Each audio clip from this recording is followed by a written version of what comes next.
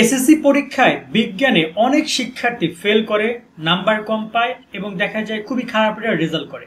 মানবিক এবং ব্যবসা বিভাগের এই বিজ্ঞান সাবজেক্টের পরীক্ষা, সায়েন্সের না, শুধু মানবিক এবং ব্যবসা বিভাগের শিক্ষার্থীরা পরীক্ষা অংশগ্রহণ করো। কিছু সতর্কতা তোমাদের জন্য এই ভিডিওতে থাকবে, কিছু বিষয় অবশ্যই তোমাদেরকে মেনশন করব যাতে করে তোমরা এই ভুলগুলো করা থেকে বিরত থাকতে পারো এবং ভালো রেজাল্ট করতে পারো।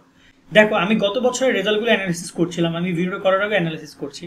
কিছু শিক্ষার্থীর রেজাল্ট আমার কাছে ছিল, সেখানে আমি দেখতে পাচ্ছি যে কেউ বিজ্ঞানে ফেল করেছে, কেউ এমসিকিউতে ফেল করেছে বিজ্ঞানের, কেউ সিকিউতে ফেল করেছে। আবার বেশিরভাগ শিক্ষার্থী বিজ্ঞানে দেখা যাচ্ছে বি, সি, মানবিকের এবং ব্যবসা শিক্ষার্থীদের রেজাল্ট একটু তুলনামূলক খারাপ। আর যাদের দেখা যায় যে এ+ পেয়েছে যে সকল বিজ্ঞানে মানবিক এবং ব্যবসা শিক্ষার্থীরা, বা 4.50 ছিল আউট অফ 5-এর মধ্যে, তো তাদের রেজাল্ট দেখা যায় যে সবগুলো ছিল A- টাইপের। মানে দেখা যায় এই এক বিজ্ঞানের সাবজেক্টের কারণে ওদের A+টা ঝুলেছিল, এমন একটা ব্যাপার ছিল, A- টাইপের রেজাল্ট ছিল।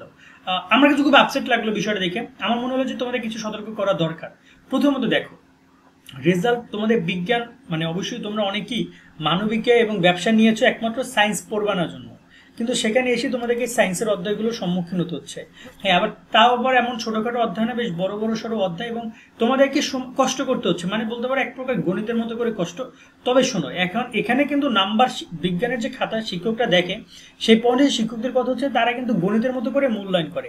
হইলে শিক্ষক প্রচন্ড নাম্বার দেয়, অনেক ভালো নাম্বার দেয়, আবার না হইলে নাম্বার খুবই কম পাও। এখন এই পয়েন্টে আগে এমসিকিউতে ফেল করার বিষয়টা একটু স্পষ্ট করি। দেখো, এমসিকিউতে শিক্ষার্থীরা যা ইচ্ছে তাই পড়ে যায় এবং খুব সহজ সহজ প্রশ্নগুলো পড়ে যায়, যেগুলো একটু যুক্তবর্ণ, একটু কঠিন, একটু সময় দিতে হচ্ছে, সেগুলো শিক্ষার্থীরা পড়েই না। এটা আমি জানি না তুমি করছো কিনা, বাট তুমি অবশ্যই করলে কমেন্টে জানাবে যে সহজ প্রশ্নগুলো পড়ছো, কঠিনগুলো পড়ছো না। যেগুলো একটু সময় দিতে হচ্ছে, যেগুলো খুব দ্রুত পড়তে পারছো সেগুলো পড়ে যাচ্ছে, কঠিনগুলো পড়ছো না। কিন্তু দেখো, বিগত সালের প্রশ্নকে অ্যানালাইসিস করে দেখো, কঠিন প্রশ্নগুলো, কঠিন এমন যে খুবই কঠিন, বইয়ের বেসিক কোশ্চেনগুলো এসেছে, কিন্তু দেখা যায় যে তোমরা সেগুলো কিন্তু স্কিপ করে যাচ্ছে এবং সেগুলো পরীক্ষা বেশি করে আসছে। তা আমি এই পয়েন্টে এসে এমসিকিউ তো তোমাদেরকে একটা কথা বলবো, তুমি 9টা বোর্ড, ঢাকা, আমি যদি এই পাশ থেকে শুরু করি, বরিশাল, যশোর, রাজশাহী, তোমার দিনাজপুর, তারপর হচ্ছে ময়মনসিংহ, সিলেট, কুমিল্লা, চট্টগ্রাম, ঢাকা, এই 9টা বোর্ড। এই 9টা বোর্ডে শুধুমাত্র বিজ্ঞানে 2024-এর কোশ্চেন সলভ করে যাও, বেশ বড় একটা অংশ তোমার এখানে আসতে পারে, তবে 5 মার্ক ইনশাল্লাহ আসতে পারে। কারণ তোমাদের যারা এমসিকিউ, যারা শর্টকাট কোশ্চেন দিচ্ছে, দেখবা যে সবই কিন্তু এই এমসিকিউ গুলো দিচ্ছে 2024-এর কোশ্চেন। কারণ 24 একমাত্র ফুল সিলেবাস এক্সাম হয়েছিল, আর 2020-19-এর কোশ্চেন পড়তে পারো, এটা তোমাকে হেল্প করতে পারে। আর যাই করো না কেন, অন্তত পক্ষে প্রথমের যে 5 থেকে 6টা অধ্যায় বিজ্ঞান রয়েছে, সেগুলো একটু এমসিকিউ গুলো ভালো করে দেখে যাও, বা যেগুলো সৃজনশীল দেখছো সেগুলো এমসিকিউ গুলো ভালো করে দেখে যাও, তাহলে একটা ভালো প্রিপারেশন হইতে পারে। আর যাই করো না কেন, অন্তপক্ষে 10টা এমসিকিউ দাগাই আইসো। যদি আইসে কমেন্ট করে এসে বলো পরীক্ষা দিয়ে এসে যে ভাই আমার 9টা হয়েছে, আমার 8টা হয়েছে, পিটা করে ভাই, তোমার 10টা হইতে হবে, না তো কিছু করার নাই, ফেল 10টা হইতে হবে। দ্বিতীয়ত, সৃজনশীল নিয়ে শিক্ষকদের কথা আমরা তোমাদের একটু জানাইলাম।